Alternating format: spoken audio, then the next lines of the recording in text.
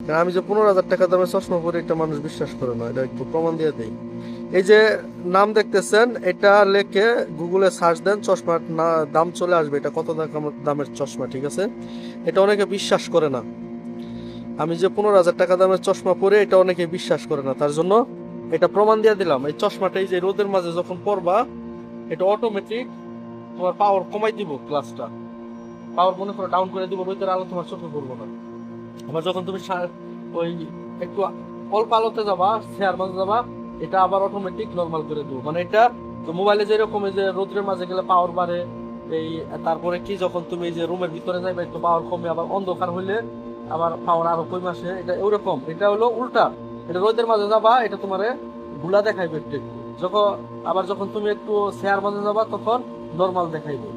মানে এটা গ্লাসটা আছে না, ইতালিয়ান গ্লাস, এখানে লেখা আছে এই যে জায়গায় লেখা আছে ইতালিয়ান, এটা দেখো লেখা আছে ইতালিয়ান।